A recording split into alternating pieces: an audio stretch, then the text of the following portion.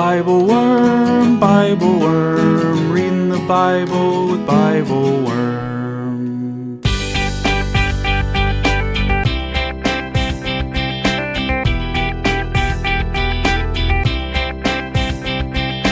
Welcome to BibleWorm, getting to the core of the biblical text. I'm Dr. Robert Williamson, professor of religious studies at Hendrix College and theologian in residence of Canvas Community in Little Rock. And I'm Dr. Amy Robertson, Director of Lifelong Learning at Congregation or Chadash in Sandy Springs, Georgia. We're here every week to discuss the biblical text, both as biblical scholars and as people of faith, one Jewish and one Christian. This week we're reading Matthew 13, 24-43, Jesus' parables of the kingdom. We talk about how to read parables and why we think Jesus uses parables to declare what has been hidden since the beginning of the world. And we discuss 3 of Jesus' parables, which compare the kingdom of heaven to a field of wheat overplanted with weeds, to yeast leavening bread, and to a mustard seed that grows into a nice shrub where the birds can make a nest. In what way is the kingdom of heaven like these things? We talk about the gleaners in the field who throw the weeds into the furnace, and we wrestle with the role of fear in Jesus' description of the kingdom.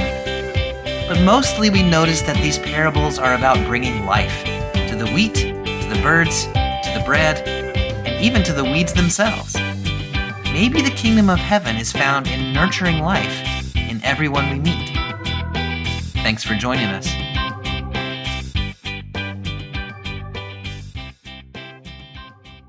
Hey, Amy, how are you this week? Hello, Bobby. I'm okay. I don't know. Everything's a little crazy. Oh, but I have to tell you a thing. Okay. Because, as you know, I am highly motivated by shame. And if I tell people about my goals, then I will feel accountable to doing them and ashamed if I do not. So now I have a whole audience. You ready? I'm ready. I am going to run 1,000 miles this year. Whoa. It's really not that much if you divide it up by days. Do you run every day? I run a lot, not far and not fast, but most days I run. I guess if you run every day of the year, then you've only got to do only 3 or 4 miles a day. Then it's nothing. The question is, how many days do I actually take off without realizing how many days I take off? Right. That's what we're going to find out. Yeah. I had that goal a few years ago. Do you remember when I was a runner?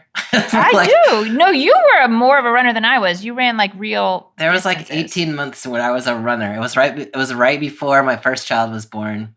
Mm-hmm. And I set a goal. I probably shouldn't tell you this. I set a goal that year of running 1,000 miles. And what about happened? You ran 9 months 5,000? into it, no, I got a foot injury. Like maybe I had a stress fracture or something. I had to quit running. I haven't run since. So good luck with that. You were more prepared than I was, though, because I literally went from couch to 5K, that thing, to running half marathons and then training for a marathon in like 18 months. And that's not real smart. You've been running consistently for a long time. Short distances for a long time. Yeah. And I don't think this is going to change what I'm already doing, but it will hold up a mirror to what I'm doing. It'll be a good reality check. Yeah. That's a great goal. So we'll check in. December 31st, you're going to be like 30 miles short. I don't have time to record. I have to go for a really long run. That'll be amazing. Yeah. It's going to be great. Yeah. That's a good one. I don't have any goals. I don't have any goals for this year. You have young children. Your goal is every day to survive. Oh, Lordy. Yes, indeed. Yes, indeed. Okay, well, we could talk about that more, but we're not going to talk about that more. No, we're not going to talk about that more. We're instead going to talk about Matthew. We're in chapter 13. We got lots of seeds and weeds. Many types of seeds. Yes. We're in Matthew chapter 13, 24-43. Anyway, I don't know. Like, this kind of stands by itself. Anything you think we should say? What I want to say, actually what I want you to say, because I learned this from you, is how do you approach parables? How do you think about parables? Yeah. You have like a way of doing that. I do.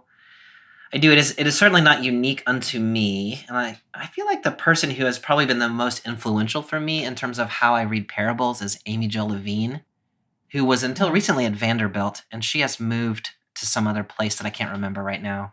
But I anyway, didn't know that. she's, so as you well know, she is a Jewish New Testament scholar. And so she is just really interesting in lots of ways. Her approach is something like, parables are stories that are communicating meaning. And so if you just wanted to say the thing, you would have just said the thing. The reason you tell a parable is because it opens up possibility. And so there's a multivalence to the parable. It is also often the case, and it is the case today, that in the text itself, Jesus will interpret his own parable and tell you here's what it means. AJ says maybe what we should do is just hold off on the interpretation that's given in the gospel and say, let's just think about what this parable could mean in its multivalence. Her take on it is the explanations put, say, in the mouth of Jesus in the gospel of Matthew are Matthew's own interpretations of the parables. And that when Jesus told them, and she's assuming that Jesus actually probably did tell these parables, that maybe they meant different things or multiple things. Jesus probably told the same parable more than once. Maybe he used it to represent different things at different times. And so we ought not go overly quickly to the interpretation, but let the parable kind of breathe for a minute. That's how I want to talk about that today. I don't know if that's the way I talk about it every day or not. I love it. The way you were describing it in the beginning reminded me actually of the way that I was taught to think about ritual. Everyone wants to translate the symbols that are used in rituals immediately to this means this and this means this. And it's not that meaning isn't in there. Right. But if they wanted to just make a statement about things, they could just do that. They're not doing that. Exactly. They're intentionally doing something else. And it just really broadens the world of meanings that get put on the table. Yes. Yeah. This is kind of how we tend to read texts anyway, you and I. We are often reading this way, trying to open up possibility instead of trying to close things down or, pinpoint things right out of the gate. And so in some ways, this is a very familiar process. But I think with parables, there is a tendency to want to rush to this equals that. And so we're going to try not to do that today. Yeah. It is interesting. The part that we're skipping in the beginning of Matthew chapter 13, Jesus explains why he teaches in parables, and the way we're in verse 14 to 16, 17. Jesus quotes Isaiah, where Isaiah says, "You will hear but never understand. You will see but never recognize what you are seeing." So he talks in parables so that they won't see with their eyes or hear with their ears or understand with their minds. So there's a sense that's not nice. Jesus is going to give us a different explanation in the text that we are reading today. But his first explanation is that he talks in parables exactly because the meaning of parables is not obvious. And so he talks in parables to sort of obscure meaning, and you can only sort of really figure out what he's talking about. I don't know if you're an insider or if you're patient with the parable or if you're read it through the lens of Jesus or something that's going on there. It does make you put some more skin in the game. Yes. It's not going to just tell you what it means. You're going to have to sit with it for a while. And I find that I am more invested after I've had to do that. Yes. Yeah. The other thing that AJ does that I really love is she just sometimes retitles parables. She's like, the parables don't actually have titles in the biblical text. And so, for instance, she retitles the parable of the lost sheep to the parable of the inattentive shepherd or something like that. And you're like, oh, wow. If you think about that from, So it just you don't really realize, or at least I don't, how much I've pre-understood the parable just by what I call it. And so trying to hold off on calling it anything, I think is interesting. Yeah. Now, I want to say what parable we're starting with, but I just got through talking about how you shouldn't name the parable. That's right. We're going to begin with a parable that Jesus tells in Matthew 13, 24 to 30. Jesus is going to interpret this parable for us beginning in verse 36. But you and I have decided in our pre-podcast conversation that we're just not going to talk about Jesus' interpretation until we actually get there in the text. So we're going to hold off till the end of the podcast to talk about the official interpretation. Yes? Yeah. Suspense. I don't know if I'm going to be able to do it. You're going to have to call me on it when I start. I mean, I mentioned to you when I was reading through this the first time and it got to the explanation, I was like, no, wait. Like, Yeah. have to give me a chance to think about this first. Yeah. Yeah. So Jesus has just finished telling them the parable of the sower, and we pick up here in verse 24, and I am reading in the Common English Bible. Jesus told them another parable. The kingdom of heaven is like someone who planted good seed in his field. While people were sleeping, an enemy came and planted weeds among the wheat and went away. When the stalks sprouted and bore grain, then the weeds also appeared. The servants of the landowner came to him and said, "Master, didn't you plant good seed in your field? Then how is it that it has weeds?" "An enemy has done this," he answered. The servants said to him, "Do you want us to go and gather them?" But the landowner said, "No, because if you gather the weeds, you'll pull up the wheat along with them. Let both grow side by side until the harvest. And at harvest time, I'll say to the harvesters, 'First gather the weeds and tie them together in bundles to be burned, but bring the wheat into my barn.'" Okay, so if we just read this as a story about a landowner, a farmer, who's got a field of mixed wheat and weeds, where do you dig into that story as a story? I think, okay, I don't know if this is, okay, so we could talk about the mixed field of wheat and weeds. I'm really interested in this role of the reality, at least in my garden, is like the weeds just show up. Like you don't have to plant the weeds. Yeah. Mm-hmm. But someone plants them in this story. The enemy plants them. And that's the first just like narrative part of the story that I'm like, why does the enemy plant the weeds? Like what is the intention of the enemy in planting weeds? Because it doesn't seem like the weeds actually hurt the good grain while it's growing. Although I guess we don't really know that. Because if farmers would say to you that weeds are robbing the good plants of soil and nutrients all the time, which is probably why the servants want to go and pull them up. So maybe they actually are making life more difficult. That's interesting to think about. And then it really has to be sort of you weigh the pros and cons and say it's going to be more harmful to pull them up than to let them be for now. Right. No, I think that's exactly right. So what you end up with is a field that could grow better if the weeds were not there. But you would do more harm, and that's exactly what is said here. The owner says, "No, if you go and gather the weeds, you'll pull up the wheat along with them, and so you're going to damage the good stuff if you try to pull up the bad stuff. So you should just let it grow, even though that's not ideal conditions. That's you could imagine a better field than that." That's a really helpful image to me, like picturing the ways in which they share the soil. Their roots might be slightly intertwined with each other. So even if they're working at cross purposes, there's no real way to fully extricate the one without causing a whole lot of damage. That's exactly right.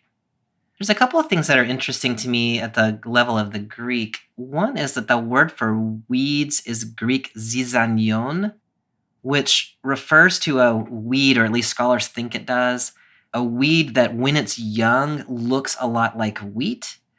And so you can't, just visually, you can't necessarily tell the difference.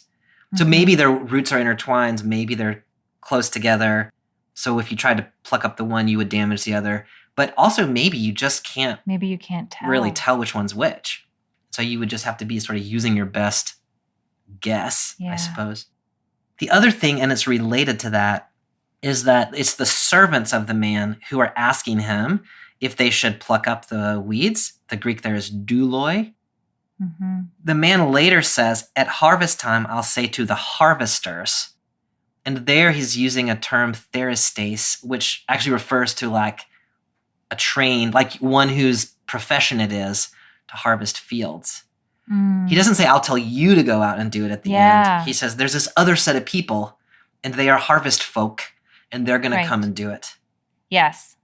So there's something going on in there about the indistinguishability of wheat and wheat and these two separate groups of people who could go out and try to get rid of the weeds.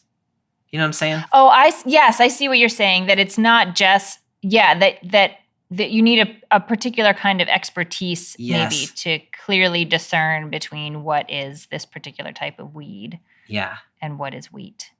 And as much as you might want to help, like the servants want to help. Their intentions are they want to help. Absolutely. But they maybe don't have that level of expertise. I think that's exactly right. So maybe somebody could go out there and separate the weeds from the wheat without damaging the crop, but y'all, Duloy, can't do it. Yeah. We got to wait for this other set of folks who can do it at harvest time. But that's not how it's phrased, and the landowner doesn't say, you don't have the expertise to do it, so don't do it. Right. Gives this other reason that may also be a reason on the table, but then says, I've got it covered. Like, all in good time. This will be taken care of a different way. But you need to stand down. It depends a little bit on how you read verse 29, because what he says is, if you gather the weeds, you'll pull up the wheat along with them. That might be a little bit saying, y'all don't know what you're doing. Yeah. But it's a gentle. It's not like y'all are not very good at your job. It's just, you can read it as it's just really hard to do, or you can read it as a little, y'all aren't trained well enough to do it. Mm-hmm. Mm-hmm. An other way of reading it is at the beginning early in the growth cycle, the wheat and these weeds look similar, but when they get to full maturity, you actually can tell the difference. So if you just wait until harvest time, it's clearer. Then it's not, you don't know what you're doing, but it's not time yet to distinguish. We can't tell which is wheat and which is wheat. Nobody could until we get to the harvest time. I think you could also read it that way. And then that's a little less judgmental of the servants. It's so interesting that the issue of distinguishing is not, at least, I mean, I understand what you're saying about the Greek, but it's not explicit, and it doesn't make it into the translation. That's right. So it's, again, sort of another thing that if this were not told as a parable, you wouldn't. Maybe that's another sort of realm of meaning we get. There is both the issue of the root systems being intertwined or whatever and causing damage that way, but also some more subtlety. I really love that, and holding the multiple possible meanings together I think is important. And you can generate all kinds of things out of that, right? So if you're thinking about this, this begins with the kingdom of heaven is like. So then the question is, well, okay, you and I have been talking about the kingdom of heaven as like a present reality that's going to come in its fullness later. And so if we read it that way, then what are we talking about? And then there is a way of reading it, which is to say, you and I are not skilled enough to tell the difference between who actually is inhabiting the kingdom and who is not. That's the sort of like zizanion interpretation. But there is, what you're working on, I think, is important, which is maybe you actually can tell the difference, but we don't know how to extricate without damaging the root system or without accidentally chopping down some of the good crop or damaging something like that. I think it's so interesting that this starts with, some of this is just like maybe a translational issue or sort of a weird syntactical issue, but the kingdom of heaven may be compared to, and then it tells this story. Right. Clearly, the way it is in my translation may be compared to someone who sowed good seed. The kingdom of heaven is not being compared to a person. Right, it's being compared to the story. It's being compared to this situation. Yeah. And maybe this is like a dumb question, but like, where in this story is the kingdom of heaven? Right. Is it the part where like we live alongside each other and don't try to decide who's the bad guy and rip them up? Or, certainly I see how the end of the story is that, could be seen as, I don't know what you want to call it, but when everything is made right at some point in the future. Yeah. I don't know. It's interesting for me to think about what is being pinpointed here in the story as being like the kingdom of heaven. Right. And in sort of what is the instruction that you would take away? Like, oh, okay, here's how I should then be acting in the world is related to that question of what's the takeaway? Do you have a thought about that? I mean, I'm thinking back to the last text we talked about. I think it was the last text where it was like the speck in someone else's eye and the log in your eye. Yes. Like certainly, okay, so we've talked about that, and we've talked about the idea that there is the kingdom of heaven that is like this thing that is coming in the future that we can't wait for. Yes. And there's also a way of trying to sort of like pull it down to earth by living according to its, I don't know, rules, ways right now. So I feel like there's some way of saying that, like, in the now, part of the kingdom of heaven is it's not your place to rip up the other things and decide what's good and evil. Because you can't tell. If you follow the Zizanion interpretation. Yeah, you don't know enough. Mm-hmm. Even though we can all, even though, yes, it's true that there are weeds in the world or evil in the world or whatever. I feel like that reading could lead to some kind of weird passivity, but also we don't have to take it that way. Like, we don't have to take it too far. We could just say it is not your place to judge other people. Yeah. And that would be sort of kingdomly. Yeah.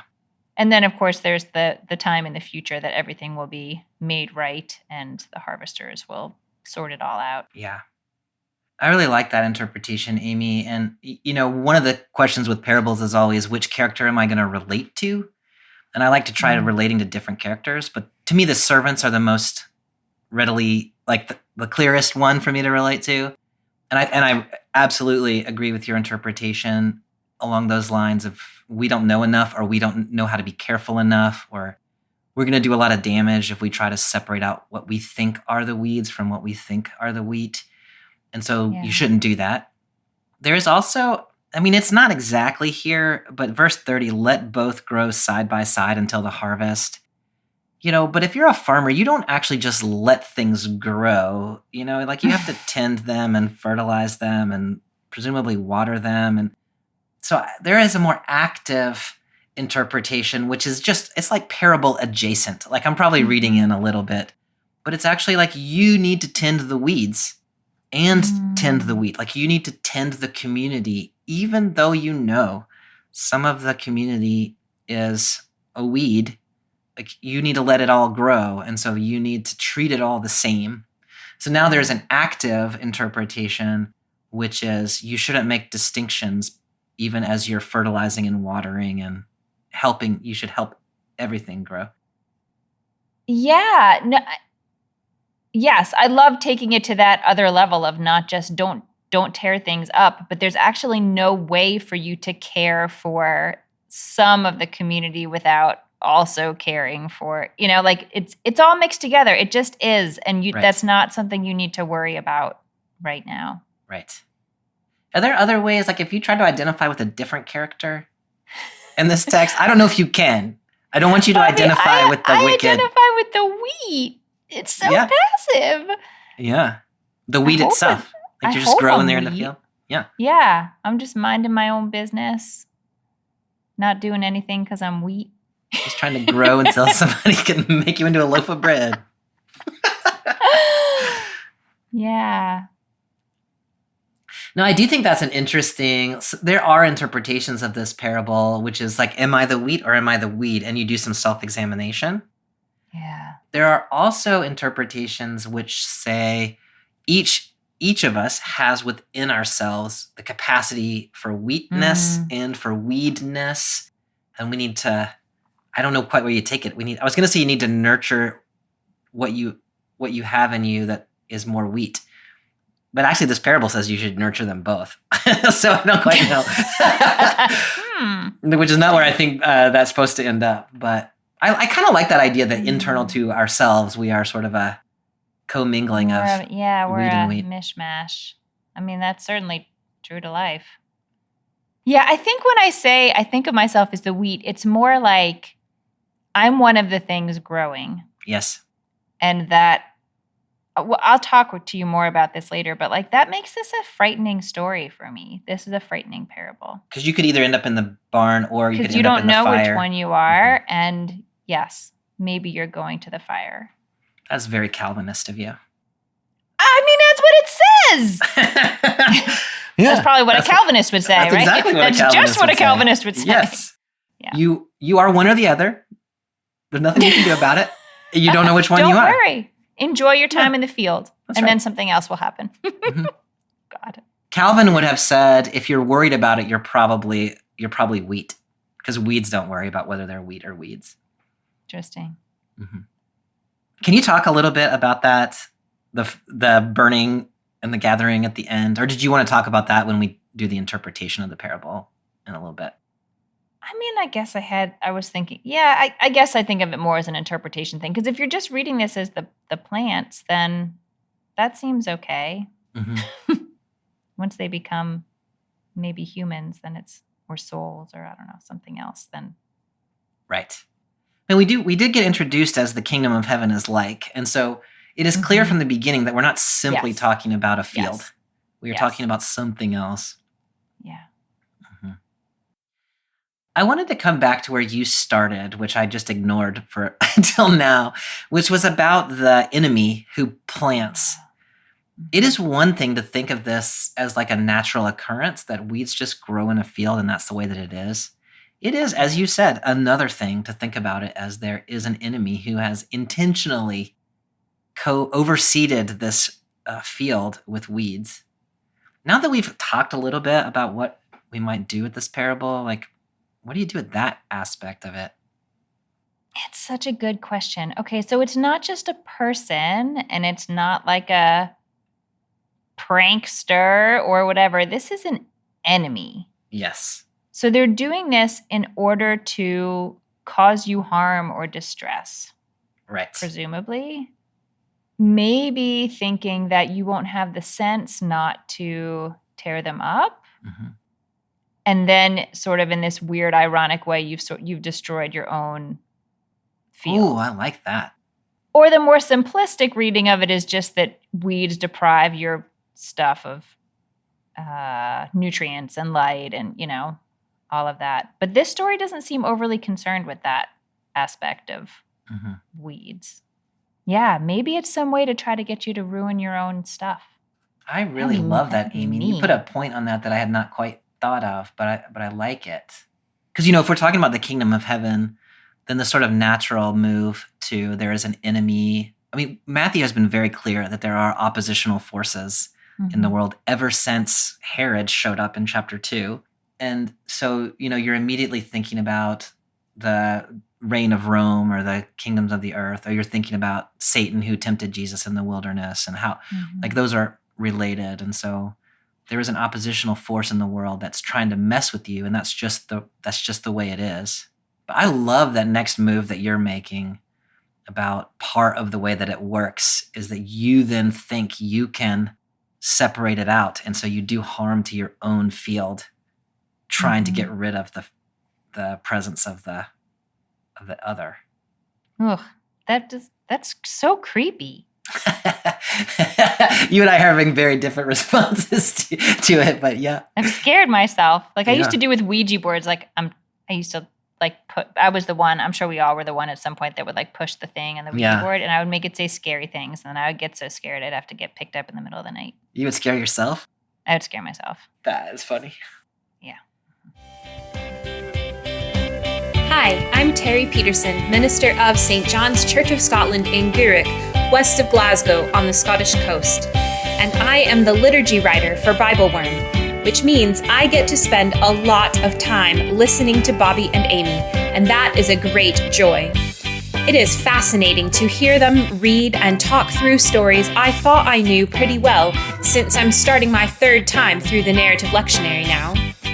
I always come away with more ideas than I can fit into a liturgy or a sermon, and working with them has deepened my own spiritual life as I write liturgy that follows the contours of their conversations.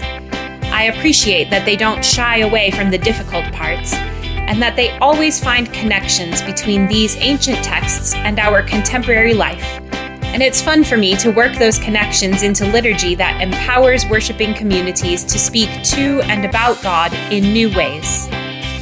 If you join the BibleWorm Patreon at the Liturgy Worm level or higher, You'll have access to those liturgies and prayers that you can use or adapt, as well as early access to the podcast.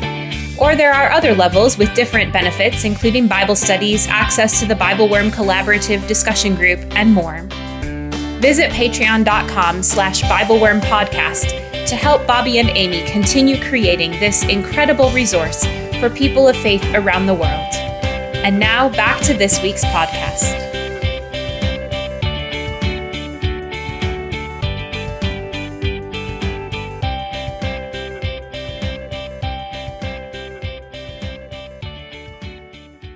All right, Amy. Well, Matthew's going to come back to this parable and have Jesus interpret it for us down here in verse 34 or 36. But in the meantime, he's going to have Jesus tell us two other parables. I say Matthew's going to have Jesus do this, not like, not like Matthew is like the puppeteer and Jesus is his little marionette. Jesus, tell us a parable. Matthew has arranged these in a certain kind of a way, right? And so they are arranged differently elsewhere in other gospels. And so Matthew has chosen some of these stories that Jesus tells, and he's put them together in this particular way in order to do something. It is very tempting for me at this moment to skip down to verse 36 and just say, let's talk about the interpretation that Jesus gives. But if you were a reader or a hearer of this gospel, that's not how it would go. You would hear these other two stories before you heard the interpretation of the first one. So that's the way we're going to proceed, even though it's going to drive me a little bit crazy. Every ounce of my being wants to skip to verse 36. Wants to skip. Okay. Picking up in verse 31. He told another parable to them. The kingdom of heaven is like a mustard seed that someone took and planted in his field. It's the smallest of all seeds, but when it's grown, it's the largest of all vegetable plants. It becomes a tree so that the birds in the sky come and nest in its branches. Okay, I'm just going to stop there and let that parable be itself. So here we have a tiny little mustard seed, turns into a big vegetable plant, also a tree. Yeah. Where do you start digging into this one? I mean, I feel like that what seems like the sort of obvious place to start is that it starts as the tiniest thing. Yeah. And grows to be the biggest. Mine says the greatest of shrubs. I love that interpretation. It is the greatest shrub.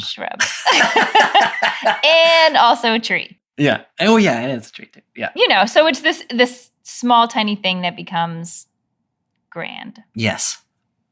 Kind of grand. My recollection is that Mark's version of this parable calls it a shrub. Luke's version of this parable calls it a tree. And Matthew, as is his way. That's so interesting. It's a shrub and a tree. Yeah. But I mean, it made me laugh. But then I actually think that's really interesting. That it really became it's a pretty impressive shrubbery. You know what I mean? It's not like a red oak or one of the redwood trees of the Muir Woods or whatever. It's a nice shrub. You got a nice shrub out of it. Yeah. I don't know whether you're supposed to make something out of that or not, but this tiny seed grew into a redwood tree feels different than this tiny seed grew into a nice sized shrub, which I'm going to talk about as a tree. Does it feel different to you? You know what I'm saying? You're looking at me like a... Yeah, I mean, yes. And I'm trying to picture first of all, I'm just the worst at growing anything. So the idea that a tiny seed would grow into a shrub is actually quite amazing. It's amazing. That would be quite amazing. Yeah. And then it's almost like a shrub that is so unexpectedly grand. Yes. For what it is, that it might as well have been an oak. Yes. That it's kind of nice to get along the way that it's still a mustard seed. I mean, mustard is a particular kind of plant. It's not going to turn into a Tesla. Yeah. Yeah. No, I like that a lot. Some of the commentaries I was reading suggested that a mustard plant, I don't know that much about mustard, just to be honest with you. I mean, I like it. I like it occasionally on a sandwich. Mm-hmm. Me too. But generally speaking, I am not particularly literate in the ways of mustard. But The commentaries I read were suggesting maybe 8, 10, 12 feet tall, something like that, which is fairly impressive from a little tiny, it's an impressive shrub from a little tiny seed. Yeah. And so I think that this parable is exactly getting at this little tiny thing can become this more impressive thing. But I like what you were saying there, which is like, let's just let a 12-foot mustard plant be impressive instead of like wishing it were a redwood. Yeah. And if you read it that way, then you end up with something like, the kingdom of heaven is like a little seed that turns into something fairly impressive. Could you imagine more impressive things? Yes. But it's still amazing. Yeah. Now, I don't know how I feel about that exactly, but that's kind of where my head goes with this one. I mean, I think, and that we can be impressed. It's like that, oh my God, this could be like one of those weird motivational posters, but it's like, this mustard seed has like fully realized its potential as a mustard seed. Yes. It has not changed into something else. Yes. But it is a fantastic example of mustard shrubbery. Yeah. I love that. And so if it thinks about itself for what it is as a mustard plant, then it's like, yeah, I did my thing. If it compares itself to other plants in the forest, it might think, I'm not like that big old tree over there, and it could feel bad about itself. but it doesn't. Like, here's what I'm after is maybe the kingdom of heaven is like something that's really impressive given its starting point. But it's not always going to look like the most magnificent thing you could imagine. It's going to look like an impressive shrubbery. Yeah. Yeah. This is making me think of this very strange, like little snapshot memory that I don't know why I've held on to it, probably because I laughed at myself so hard. But I was going for a walk and I like to look for pretty birds or whatever. And there was this brown bird, sitting in a tree. And this thought came to my mind, that poor bird is so boring looking. And then I just started laughing at myself. I was like, what is the matter with me? And thank God that bird does not think it is boring looking. Like, that bird is doing a great job just doing its bird thing. Yeah. And it just makes me laugh all the time now when I see birds that I find unimpressed, I don't know, you're just a bird. But that there's beauty and grandeur in birds that are not bright red or blue or exotic. It doesn't have to be exotic to be. That's exactly it. Just right. Yeah. For me, that's helpful if you're thinking about like, in what way, what does it mean if the kingdom of heaven is like that and you have been invited to participate in this kingdom of heaven? The range of what that's going to look like is somewhere between a tiny little mustard seed and a fairly nice shrubbery. Mm-hmm. And so you need to learn to be satisfied or impressed by something that may not be bright red or a beautiful blue, but something that seems a little bit plain. That is itself. Mm-hmm. I was trying to make this story a little, I don't know. I started thinking about our conversations about anava, that Hebrew word that means like humility, but it's not quite humility. Yeah. It's more like, right sizeness, being aware of how much space you take up in the world. And now I'm liking this sort of lens on it, that like this is a story of a seed that became everything that was right for it to become. Yes. I love that. So the 8 to 12 foot mustard plant is its right size. If it was bigger than that, it would be taking up too much space. If it had remained merely a tiny seed, it would not have realized its potential. I love that, Amy. The anava is transforming my use it for everything view of the world. So I'm curious what you do with the birds that show up at the end of this little parable. First, it's said to be a nice vegetable plant, and then it becomes a tree so that the birds in the sky may come and nest in its branches. That was not necessarily when we started talking about planting a mustard seed where I thought that was going to go. What do you do with the appearance of the birds in this story? Well, here's where I went when I read it initially, and then I had another thought while we were just having this conversation. But I think part of I mean, grandeur is probably too big of a word, but part of the awesomeness, really, which is just another word for grandeur, of this tree is that it becomes a refuge for other creatures. Like that's how you know it made it. Yes. Not that it's the tallest tree and casts such a long shadow that nothing around it can survive, or or what's impressive about it is in part that it's a home for other creatures. Exactly. So that's a nice model of what, worthy, or I don't know, a kind of power that I can get behind. Mm. What do you do with the birds? Well, I like where you were headed. There are resonances in that image with Hebrew scripture texts like Ezekiel and Daniel, which view the kingdom of heaven exactly, or God's reign exactly, as a tree that shelters birds and other animals. And so I like that image of how you know you've made it is that it provides shelter for others. I think that's right, and I think that has a long history in the tradition. That it's a mustard plant and not a massive tree. Again, I think that's important, that it's not the sort of massive tree that Ezekiel envisioned, but it's this little plant, and yet it's doing this thing. I think those two together are important. The other thing, I don't know what you're going to think about this, because in some sense it's exactly the opposite of that, but I was trying to imagine why someone planted a mustard seed. And the reasons that I can come up with were they like to eat mustard, or that mustard has medicinal properties. I don't think they planted the mustard seed so birds could live in it. Maybe I'm wrong about that. Maybe people do plant mustard so a bird could live in it. But so then I'm playing with this idea of it's like somebody who intended something for one purpose, but it ended up serving a different purpose. And that's what the kingdom of heaven is like.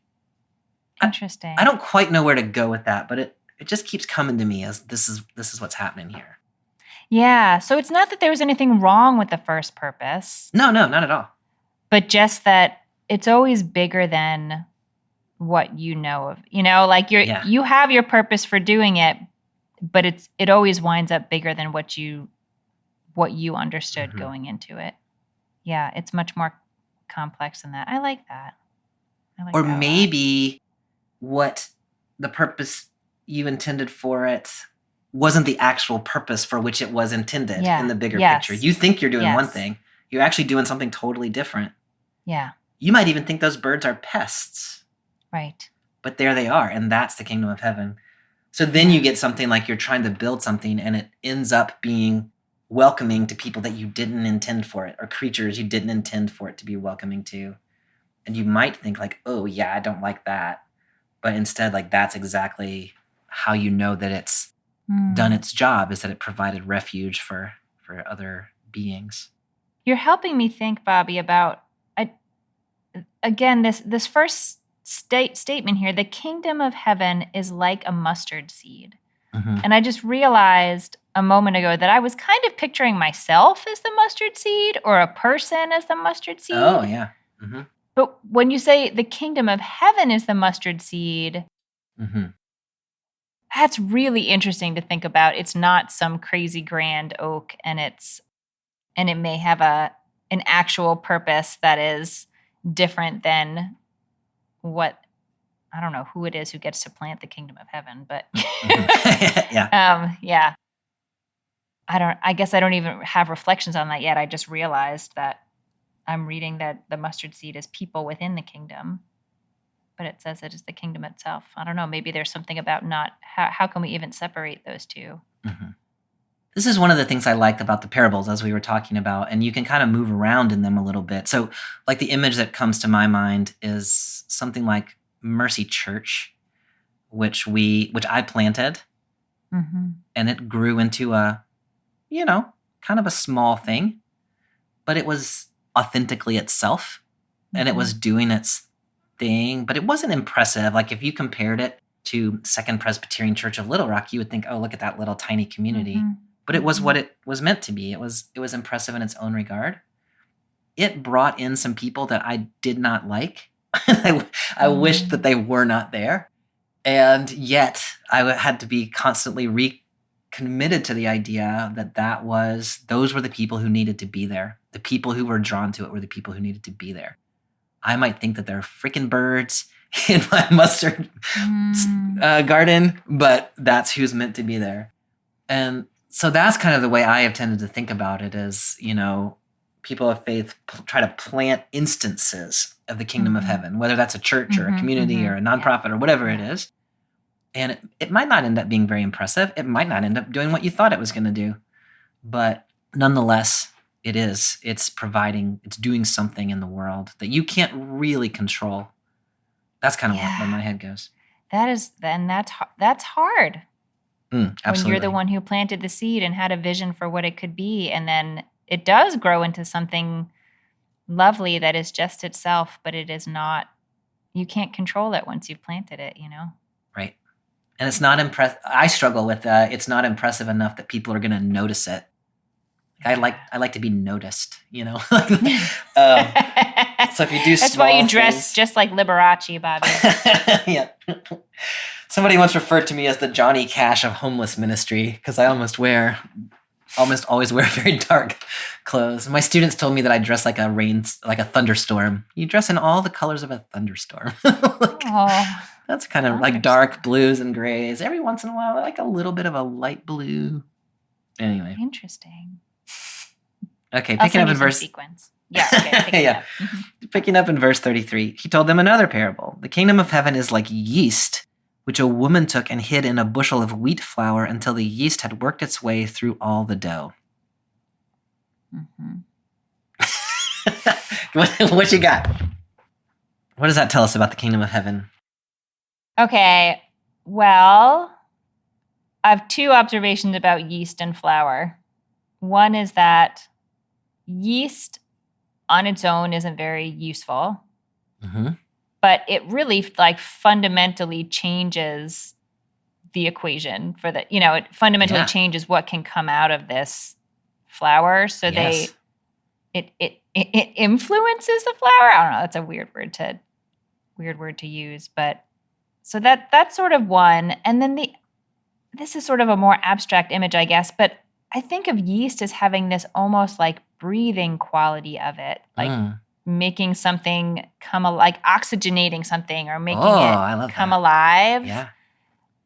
That I don't know. It made me think of ideas of like the spirit and in your puffy bread. That's all I've got for yeast and flour, Bobby. How do you think about this? No, I love that, Amy. I mean, it was reminding me of a conversation we had last week about you are the salt of the earth or whatever that one was.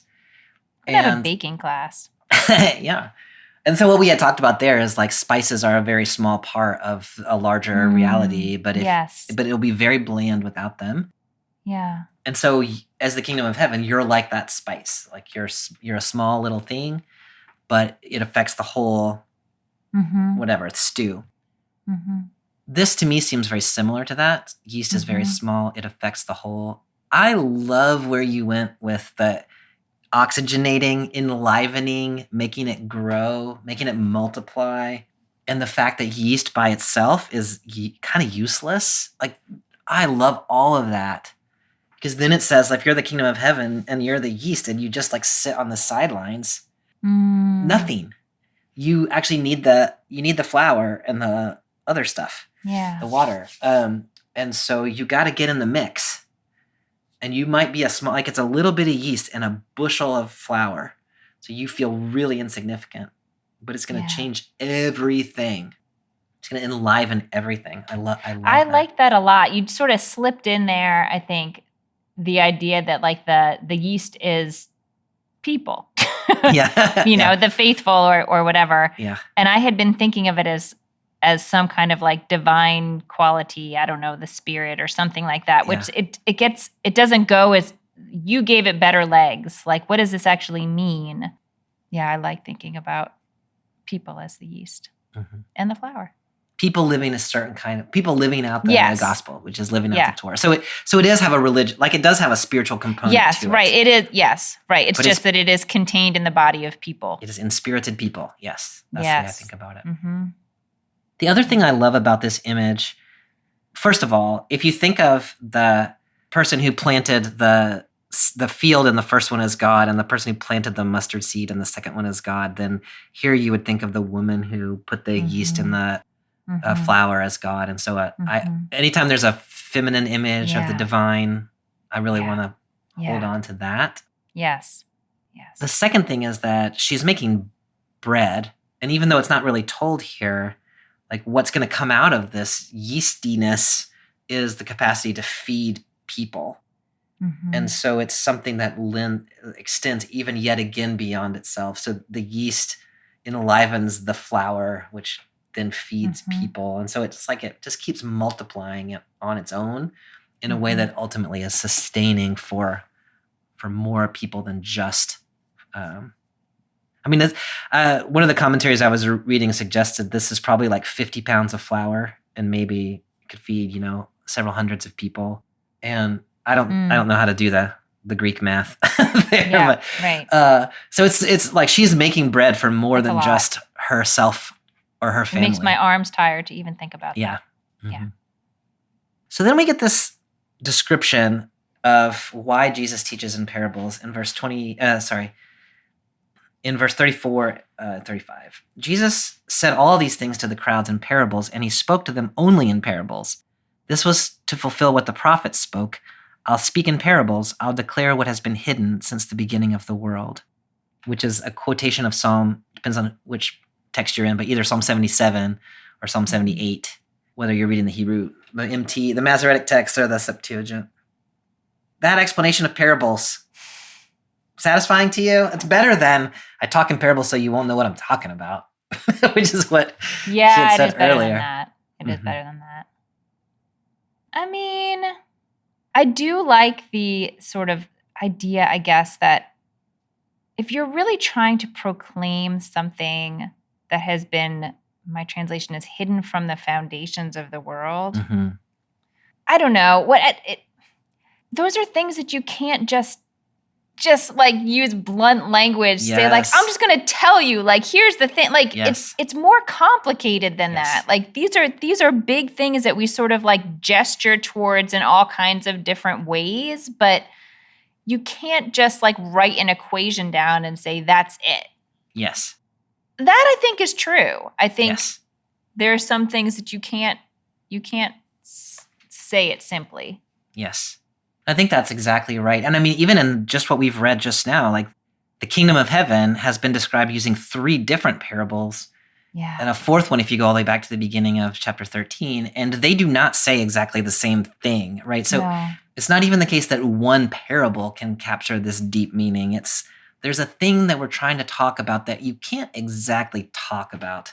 Yeah. And so you have to gesture toward it and try to inhabit it and try to wrestle with it. And that's where the deep meaning resides. Yeah. Yeah. And then in the very end, it's just interesting the way this passage is structured, because now we're going to get the explanation of the first parable that we read, even though we've had to wait through these other 2 parables and the explanation of parables before we get to talk about it. And is this the only one he explains? He explained the first one, the parable of the sower, which he told. Yeah, the one that we didn't read. But out of the ones we have read today. But he only explains the parable of the weeds here. Okay. Jesus left the crowds and went into the house. His disciples came to him and said, "Explain to us the parable of the weeds in the field." Jesus replied, "The one who plants the good seed is the human one. The field is the world. The good seeds are the followers of the kingdom, but the weeds are the followers of the evil one. The enemy who planted them is the devil. The harvest is the end of the present age. The harvesters are the angels. Just as people gather weeds and burn them in the fire, so it will be at the end of the present age. The human one will send his angels, and they will gather out of his kingdom all things that cause people to fall away and all people who sin. He will throw them into the burning furnace. People there will be weeping and grinding their teeth. Then the righteous will shine like the sun in their Father's kingdom. Those who have ears should hear." So the first thing I want to notice is just we've shifted scenes. Jesus was outside with his disciples, but talking to the crowds. Now he's gone inside, and the disciples say, "Can you explain that parable to us?" It's kind of interesting. Like there's an insider-outsider thing going on here. Yeah. What do you do with that? I don't know. I think it can help me think about sort of how the disciples see their relationship to Jesus at this point. Yeah. Like, I reading this text would be like, you can't ask Jesus questions. Yeah. Like if you don't want to look stupid, like. Yeah. But I think there's actually something really lovely and, I don't know, empowering that like they don't understand what was said. Yes. And so they just ask and Jesus just tells them. Yes. And that's, I don't know, maybe we should ask more. Yeah. We don't understand. You may or may not get the answer, but like it's just so straightforward. Yes. They don't get scolded for not understanding. They don't get anything. They just get an answer. They get exactly what they asked for. And I think that's exactly right. And it sort of reinforces this idea that nobody is able to really understand what Jesus is talking about of their own accord. It's not just that there's some people who get it and some people who don't. Yeah. It's that there's some people who are willing to ask and some people who either aren't willing to ask or aren't invited into the house, I guess, where they can ask. Mm-hmm. Mm-hmm. So it's not the disciples have achieved nothing other than their willingness to ask a question and hear the answer from Jesus. Yeah. When you read Jesus's explanation of the parable, are there things in there that surprised you? Like, did you feel like we kind of got it right? Or how do you think about the way that interpretation maps onto the parable itself? Well, I mean, I think first, I don't know. I guess I need to say that this is it. I'm like, oh, you shouldn't have told me. Like, I sort of got it. I feel like I got it, but putting it this plainly is really like provokes an entirely different emotional response from me that is overwhelming and I think probably distracting or maybe harmful from what like this. Reading this explanation made me understand why you shouldn't just give a key to every parable, because now it's a terrifying story to me. Yes. I mean, it hadn't occurred to me that the reapers were angels, but I feel like the rest of it we had like pretty much I think we got it. I think we would have gotten it. You think so? It's hard for me to know about myself because I've read this before. And so I know what Jesus is going to say before I read the parable. And so I can't always tell like what's me reading the parable and what's me just leaning forward into the interpretation that I already know. I was not surprised by the interpretation other than just how overwhelming it was to read the interpretation just as like bullet points like this. It's so interesting that if you had kind of already gotten there in just reading the parable, that then you would have such a different response to the explanation. Is it about this? I mean, I guess now instead of throwing weeds into the fire, which is like, I mean, that's a perfectly fine place for weeds. He's throwing people and there's weeping and gnashing teeth and all of that. Is that what's making? Yeah, I think so. I mean, I guess I could see the weeds as more like, maybe I saw the weeds as being a little more abstract before, as like the things in the world that are harmful or forces that could lead you astray or, such and such. But making them people and then people that are planted by the devil. Yes. I have trouble with devil stuff in general, I think, but the idea that some people are planted by the devil is harsh. Yes. No, I absolutely agree with you. And when I think about devil stuff, which I actually have made my peace with over the last number of years, I tend to talk about institutions and systems that deceive people.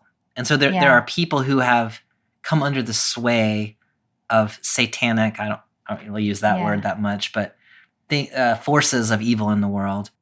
But that's different than saying the people themselves are planted by the devil and that they deserve to burn, which I think is what this parable is actually saying. So I share that. I share that with you. The binary thinking of some people are good and some people are bad. Some people are planted by God or by Jesus, and some people were planted by the devil. Like I worry a lot about that. It is mitigated in this parable with the recognition that nobody other than the angels knows who is who, and therefore we have to treat each other, treat all of each other as though we are all wheat.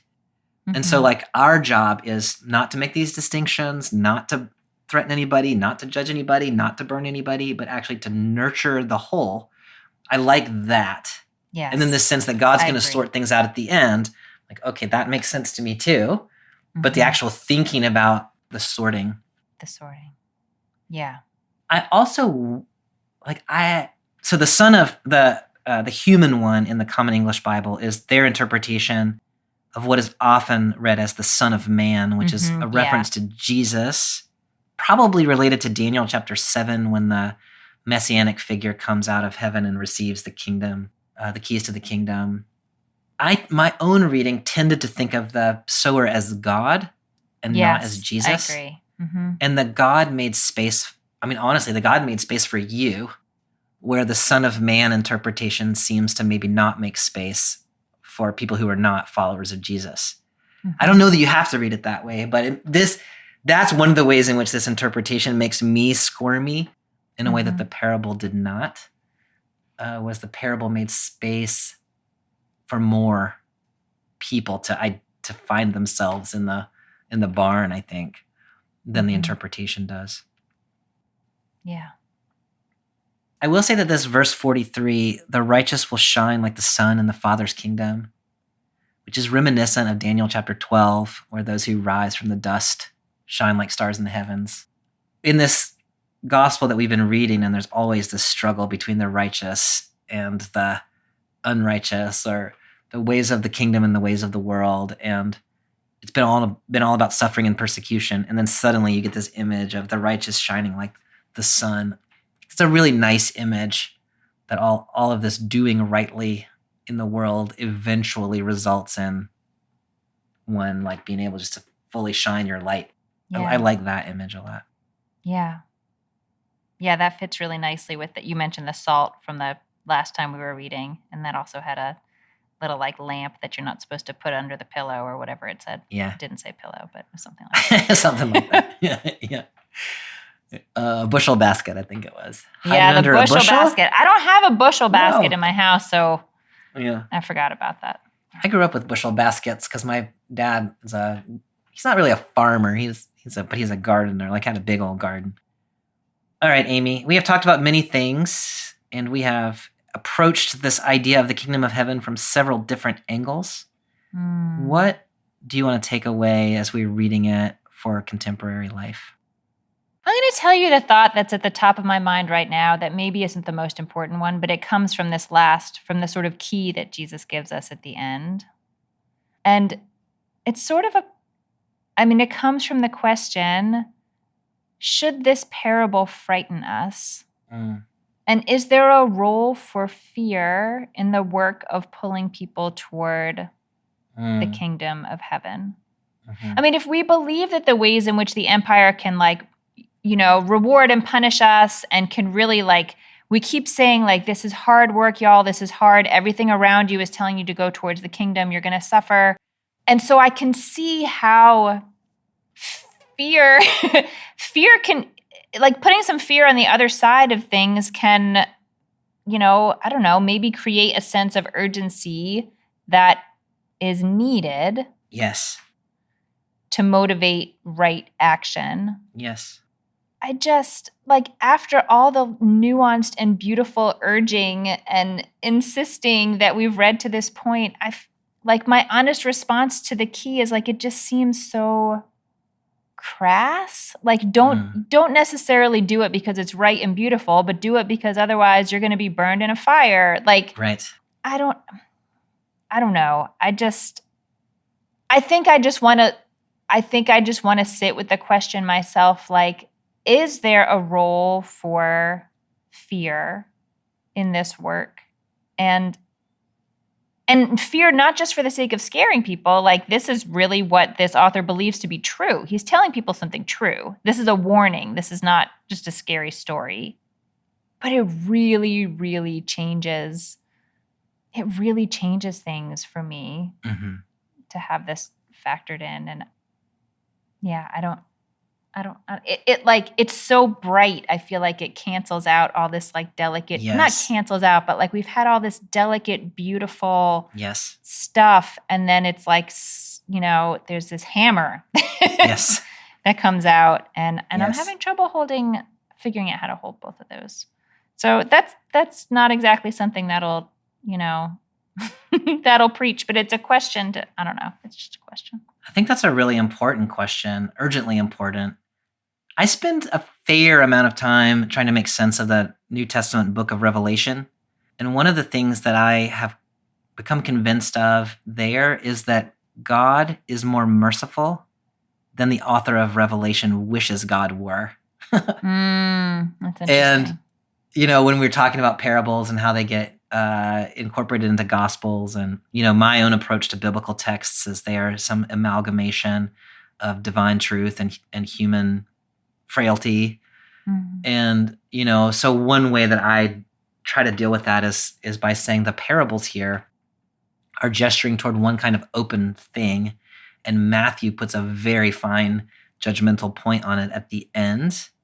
And so I just kind of want to suggest that maybe God is more merciful than Matthew wishes God were. That's not in the text. That's in my sort of wishful interpretation of the text. But the parables themselves, I think you're exactly right, are much more generous than the explanation of the parable. That's really helpful to think about. Thank you. Along those lines, I'm just still struck by like every single one of these parables. If the question is like, what do they have in common? What they seem to have in common is that there's a group whose job is to bring more life, more sustenance, more something to something outside of itself, right? So you've got the servants in the first one whose job is not only to nurture the wheat, but also to nurture the weeds. And if you view yourself as one of the servants, then your job is just to bring life to the world. Just go out there, make sure it all thrives. Is that a weed? I don't care. I don't know. It's not my job to sort it out. I'm going to help that weed grow on the off chance that it's wheat. But even just if I know it's a weed, I'm going to make it grow because the boss told me not to try to make a distinction. There's somebody coming later is going to make that choice, not on me. My job, bring life.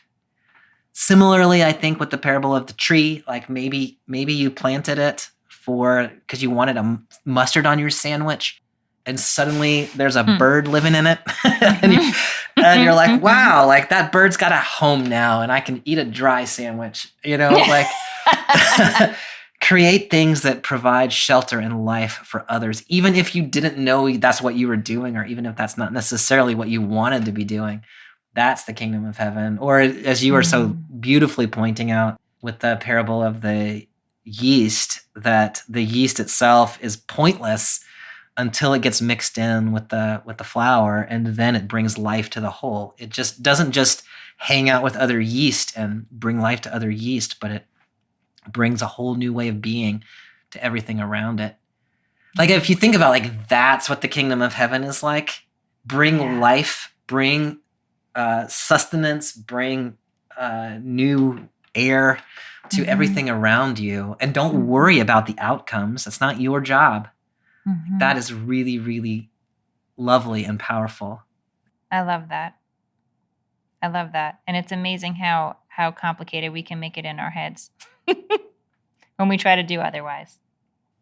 Okay, Amy. Well, next week we're going to be in Matthew chapter 16, 24 through 17, 8, which is the story of the Transfiguration, along with some other things that's going to give us a different sort of spin, I hope, on a text that we've read together a couple times already. I like that story. That's the one that's like a Tide commercial, right? It's exactly, yeah. Yeah. It's a Tide commercial. Good. I look forward to it. All right. I'll see you then, Amy. Thanks. See you next time. Bye.